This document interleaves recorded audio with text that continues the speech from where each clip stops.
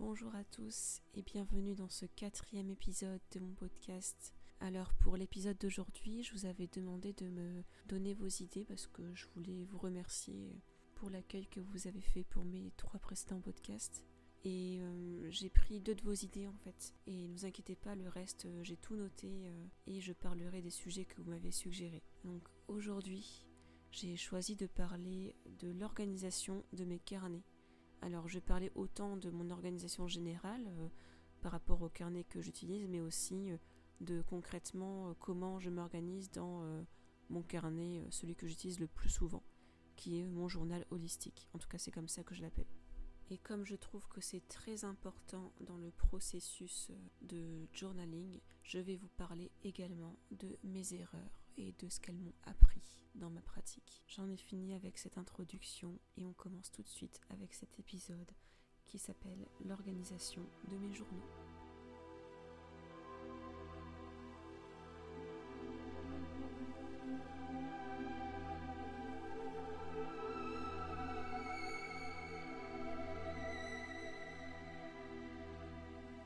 Alors pour commencer, je voudrais préciser une chose. Souvent on a tendance à avoir 2 types de journaleurs, si on peut appeler ça comme ça. On a la team un seul journal, c'est-à-dire le tout en un. J'ai qu'un seul journal et je mets tout dedans. C'est le concept de ce qu'on peut appeler le commonplace book, où vraiment on a ce journal qu'on peut transporter partout et dans lequel on va mettre toute notre vie. Ensuite, on a la team des multiples journaux, dont j'ai fait partie pendant très longtemps, où on va vraiment consacrer un journal par thématique. Dès qu'on a un sujet d'étude ou un sujet qui nous tient à cœur, hop, on ouvre un journal. On va avoir un journal pour ses lectures, pour noter ses rêves, pour s'organiser. Voilà, on va vraiment tout compartimenter dans différents journaux. Et le truc, en fait, c'est que je me suis rendu compte que par rapport à ces 2 systèmes, le tout en un ou le système des multiples carnets, je me retrouvais vraiment dans aucun des 2. En fait, j'ai une méthode qui est assez mixte, où j'ai trouvé un compromis entre mon envie de commencer des journaux pour tout et n'importe quoi, et mon besoin quand même de rassembler des choses, d'avoir le journal, celui qui va vraiment être un peu comme mon deuxième cerveau. Donc j'ai un système qui est vraiment un mélange entre les 2 qui me correspond. Et il est impossible pour moi de te parler de journaux sans te mentionner Sylvie du compte Papote et Lunaison qui propose une formation qui s'appelle Diarisme Holistique. Je te donnerai le lien dans la description du podcast. Je t'invite vraiment à aller voir ce qu'elle fait. Donc elle a proposé une formation qui est entièrement consacrée au journaling, mais également elle propose plein de contenus vidéo sur sa chaîne YouTube où elle parle de ses journaux. Donc je t'invite vraiment à aller voir tout ça. C'est très inspirant. Et c'est grâce à elle que j'ai réussi à créer mon propre système. C'est grâce à son contenu que j'ai réussi à garder la motivation et en arriver là où j'en suis dans ma pratique. C'est la raison pour laquelle ça me tenait vraiment à cœur de la mentionner. Donc maintenant que je t'ai parlé de mon système global, j'ai envie de te parler des erreurs que j'ai commises dans ma pratique. Parce que, voilà, comme je l'ai dit, c'est vraiment très très important de le mentionner. Parce que il ne faut pas croire ce que je vous montre sur mon compte. C'est les journaux que j'arrive à tenir maintenant et qui sont en quelque sorte réussis, puisque j'arrive à les tenir jusqu'au bout. Mais avant ça, j'ai fait énormément d'erreurs et j'en commets encore. Combien de fois j'ai commencé des carnets que j'ai jamais terminés. Donc c'est important pour moi de vous en parler parce que parfois on se bloque justement parce qu'on a peur de faire des erreurs.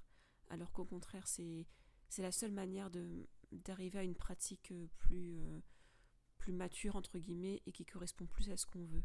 Et on doit passer par tout ce processus. C'est important de comprendre que notre système va évoluer au cours du temps. Ce qui nous convient maintenant peut ne plus nous convenir d'ici quelques mois. Donc il ne faut pas se bloquer par rapport à ça. Il ne faut surtout pas s'empêcher de tenir un journal parce qu'on a peur de se tromper, parce que ça fait partie du jeu et c'est seulement en faisant des erreurs qu'on apprend. C'est quelque chose qu'on entend tout le temps, mais vraiment je trouve que ça s'applique parfaitement à la pratique du journaling. Je vais donc te faire une liste non exhaustive de quelques erreurs que j'ai commises et des leçons que j'en ai retirées. La première erreur que j'ai faite, c'est de vouloir imiter les autres. en voyant les carnets, notamment les personnes qui tenaient des bullet journal. J'ai eu super envie de m'y mettre. J'ai regardé des chaînes qui en parlaient, j'ai regardé les mises en page, comment on pouvait faire. Et je suis partie là-dessus en fait au départ. Je me suis dit je vais me faire un bullet journal. Et je me suis très vite rendu compte en fait que je me prenais la tête à faire des mises en page avec des cases pour les mois, des cases pour la semaine. Et parfois j'écrivais pas dedans. Et ça me saoulait et ça devenait vraiment une pression pour moi de devoir préparer en avance ces mises en page. Et en plus c'était très frustrant de voir que des moments, juste j'écrivais rien dans ces fameuses pages que je mettais tant de temps à faire. Et du coup c'était rageant. Je faisais souvent des ratures. Voilà, il y avait toujours des trucs qui allaient pas. Donc je repassais dessus. Enfin, ça devenait vraiment pas très joli. Et c'était juste hyper décourageant. Et je me suis rendu compte en fait que c'était pas pour moi. Le fait de construire des pages à l'avance comme ça, d'y passer beaucoup de temps, c'est pas pour moi. Et ça m'a permis de prendre conscience d'une chose importante. C'est que je m'étais pas suffisamment interrogée sur mes raisons de tenir un journal. Et j'ai pas besoin de tout ça, de toute cette mise en page. J'ai besoin d'avoir quelque chose de clair, mais de très simple et de minimaliste, et de pas me prendre la tête. Si je vais dans mon journal, c'est pour me sentir bien. C'est pour faire quelque chose qui me fait plaisir. Et si je dois passer beaucoup de temps, ça va être improductif finalement, puisque j'aurai pas ressenti de plaisir à faire ma page, et donc ça n'a pas d'intérêt finalement. Donc j'ai arrêté de faire des pages type bullet journal dans mes carnets, et à la place j'ai un agenda que je tiens à côté pour mon organisation au niveau de la semaine et du mois. Et c'est beaucoup plus simple pour moi et ça m'a libérée de toute cette pression. Comme ça, dans mes autres journaux, je sais que je peux faire autre chose. Et la seconde erreur dont j'ai envie de te parler, justement, j'en ai parlé tout à l'heure, c'est le fait de s'empêcher d'écrire parce qu'on a peur de se tromper. Mais également de s'empêcher d'écrire parce qu'on a peur de ne pas avoir assez de place ou parce qu'on a peur que ce soit pas intéressant. Voilà, il y a des moments comme ça où on va pas oser écrire dans son journal, et je pense que vraiment il faut réussir à dépasser ça et à se sentir vraiment libre de dire tout ce qu'on veut dans son journal. Il faut vraiment le voir comme son deuxième cerveau. Moi, c'est comme ça que je vois mon journal. Donc, dès que j'ai quelque chose en tête, une réflexion, j'hésite plus maintenant à le mettre dedans. Alors qu'avant, j'aurais peut-être hésité en me disant bah non, il faut que ça soit propre, il faut que je parle que de ceci, que de cela. Mais non, en fait, il faut être authentique. C'est le meilleur endroit où on peut être authentique, puisque ça n'appartient qu'à nous. Il n'y a personne qui va le lire, ou en tout cas, si on ne le souhaite pas, il n'y a personne qui devrait le lire. Et donc on doit se sentir complètement libre. On doit rendre des comptes qu'à nous-mêmes. Donc voilà, il faut vraiment pas se bloquer. Et si c'est une raison esthétique, il y a des moyens très simples de faire des pages claires, simples, sans passer par des dessins, par des collages. Voilà, on peut essayer d'être tout simplement propre, voilà, un minimum. Et voilà, ça demande pas un travail de fou. Tout le monde est capable de le faire. Et s'il y a des ratures, parce que ça arrive, et tout simplement je peux découper un truc et le coller par-dessus. Soit je colle un papier qui a rien à voir et je fais autre chose. Soit je prends des anciens journaux que j'ai pas terminés et je découpe un petit morceau et je le colle par-dessus. Et voilà, c'est ni vu ni connu. Et même des fois, c'est même plus joli. Ça donne un petit peu de volume à sa page. Donc voilà, il y a vraiment une solution pour tout. Et ça permet de faire l'enchaînement avec la troisième erreur importante que j'ai pu faire, c'est de vouloir en faire trop. J'ai eu des journaux comme ça où je me prenais vraiment la tête au niveau de l'esthétisme. Je voulais absolument faire les titres avec un encrier et une plume par exemple. Et j'ai très vite abandonné parce que je me suis rendu compte que ça me décourageait et que ça m'empêchait d'écrire en fait. Donc moi, tout ce qui m'empêche d'écrire, tout ce qui fait que je me sens pas libre dans mon journal, j'abandonne. Et je repasse à quelque chose de beaucoup plus simple. Si je devais finalement définir 3 valeurs importantes pour moi pour me tenir à mes journaux, ce serait simplicité, minimalisme et authenticité. Et toi aussi, tu peux aussi réfléchir à ces valeurs justement que tu veux apporter à ton journal. Je pense que ça peut être très important. Est-ce que tu veux qu'il soit très organisé? Est-ce que tu veux qu'il soit créatif? Voilà, réfléchis un peu à tout ça, à ce qui compte vraiment pour toi, et ça te permettra de ne pas te perdre dans plein de choses qui finalement ne te correspondent pas vraiment, et ne répondent pas à ton réel projet par rapport à tes journaux. Et voilà, il faut se rappeler que le but avant tout, c'est de les tenir, d'écrire dedans. Donc tout ce qui te bloque, tu l'oublies, tu t'en débarrasses. Et j'en ai fini avec les erreurs, j'en ai fait plein d'autres, mais c'est les principales dont j'avais envie de te parler. Et maintenant, je vais te parler donc de mon exemple à moi, qui est mon système actuel. Comme je l'ai dit tout à l'heure, j'ai un système un peu hybride entre le journal unique et avoir plusieurs carnets. J'essaie maintenant de ne pas ouvrir un carnet trop rapidement. Quand j'ai l'envie de faire un carnet, je prends toujours un temps de réflexion. Je prends le temps de réfléchir aux raisons qui me poussent à ouvrir ce nouveau journal. Et justement, mon journal holistique, celui que j'utilise au quotidien, me sert d'espace de réflexion par rapport à ça. Donc il m'arrive de mettre au milieu de la page, voilà, journal de un tel, et je note tout ce que j'ai envie de mettre dedans. Et comme ça, je vois si mon projet il est viable ou pas. Et si je me rends compte que finalement ça vaut pas le coup, je garde mon journal général, mon journal holistique pour mettre ces nouvelles choses. Soit je décide que c'est suffisamment important pour ouvrir un nouveau carnet à part. Et dans ce cas-là, je me lance. Je peux te citer l'exemple de mon journal de philosophie où j'avais vraiment besoin de segmenter, de compartimenter et d'avoir un journal qui parle que de la philosophie, de ce que j'apprends, des citations que je trouve. Voilà, c'était important pour ce projet-là d'avoir un carnet à part. Alors qu'il y a d'autres choses, par exemple mes rêves. Je me suis rendu compte que noter mes rêves dans un carnet à part, c'était pas suffisant pour moi. Donc je l'ai tout simplement intégré à mon journal holistique. Donc je t'invite à avoir toujours un temps de réflexion avant d'ouvrir des nouveaux carnets, à vraiment réfléchir à tes besoins et à anticiper un peu ce que tu vas mettre dedans pour savoir si effectivement c'est un carnet que tu vas pouvoir remplir un peu tous les jours ou du moins dans lequel tu parviendras à une certaine régularité.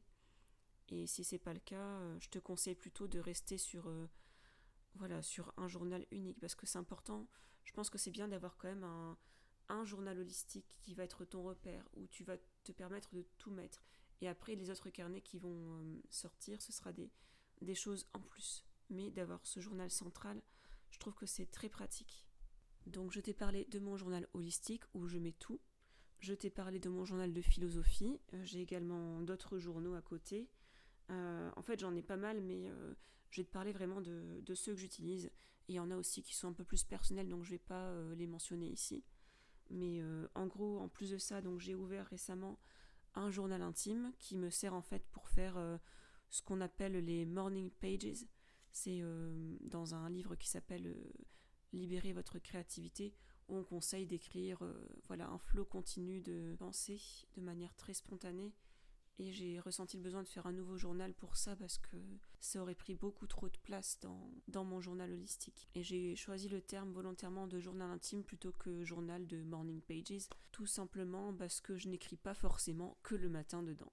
Voilà, je veux me sentir libre d'écrire dedans quand j'en ai envie. J'ai également un autre journal qui lui est consacré à l'écriture. L'écriture dans le sens écriture de fiction, parce que j'ai un très fort intérêt pour ça, pour l'écriture. Je me suis inscrite à beaucoup de formations d'écriture et c'est dans ce journal-là que je vais prendre note de mes formations. C'est là aussi que je vais faire des exercices d'écriture, que je vais noter mes inspirations, mes idées, etc. D'ailleurs, j'ai appelé ce journal le journal de créativité et d'inspiration. Et pour moi, ça avait plus de sens de mettre tout ça dans un journal à part plutôt que de l'écrire à la suite dans mon journal holistique. Comme l'écriture est un projet vraiment très important dans ma vie, c'était pour moi une évidence que d'y consacrer un journal à part. Voilà donc en gros pour les journaux que j'utilise et il y en a quelques-uns encore dont je ne vais pas parler ici. Tout simplement parce que c'est un peu plus personnel. Donc c'en est tout en gros pour mon organisation générale. Et maintenant, j'ai envie de te parler plus précisément de mon journal holistique, qui est donc mon journal quotidien, ce que j'appelle mon deuxième cerveau. Et je vais te dire les sections que j'ai dedans, comment je m'organise dedans, de quoi je parle, etc. Tu as déjà eu un aperçu de ce que je peux faire dans mon podcast précédent, où je te donne 5 idées pour ton journal. C'est typiquement des choses que je fais dans mon journal holistique. Alors, je vais te parler des thématiques abordées dedans.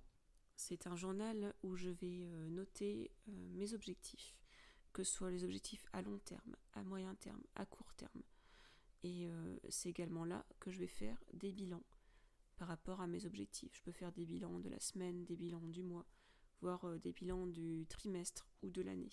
Alors, je t'ai dit tout à l'heure que je m'organisais dans un agenda pour vraiment les tâches quotidiennes. Par contre, je planifie beaucoup dans mon journal holistique. C'est là que je vais mettre le gros de ma planification. Si j'ai un projet particulier, je vais pouvoir me mettre une liste de ce que je veux faire par rapport à ce projet et sous forme de carte mentale par exemple avec des cases à cocher. C'est dans ce carnet-là aussi que je vais noter mes habitudes, les habitudes que j'ai envie de mettre en place ou les habitudes au contraire que j'aimerais bien abandonner.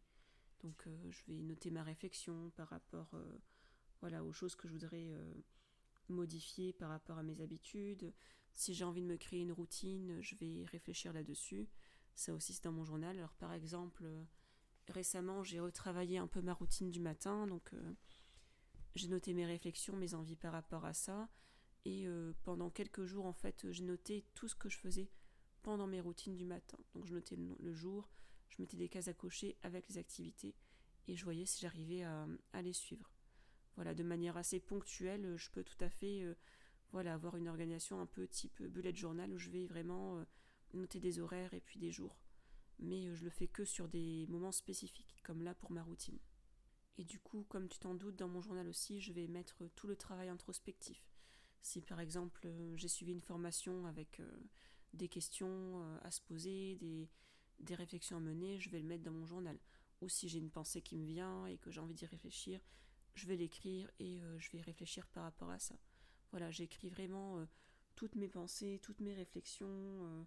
J'ai même une page spécifique que j'ai dédiée à toutes mes idées. Je fais une liste de mes idées ou des questions que je me pose. Voilà, comme ça je peux y revenir quand j'en ai envie. Bien sûr, je note aussi mes rêves dans mon journal, pas tout le temps, hein, mais quand j'en ressens le besoin, voilà, je peux noter un rêve. Je note aussi les formations que je suis, je peux noter les livres que j'ai lus ou que j'ai envie de lire.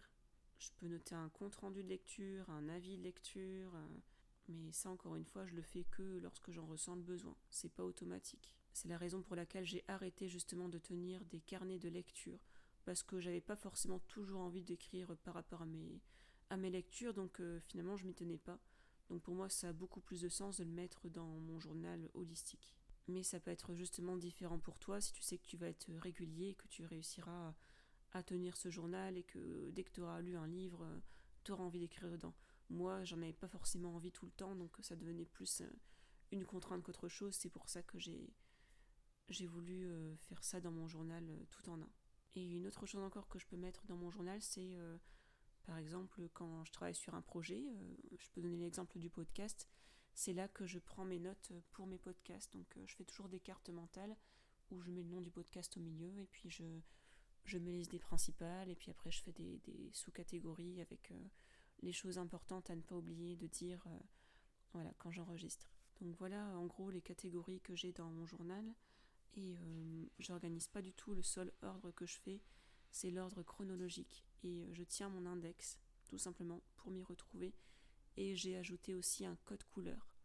Donc par rapport aux couleurs, je me suis aussi inspirée de Sylvie de Papoter Lunaison. Je classe mes objectifs par suite de tarot, c'est-à-dire par élément concrètement.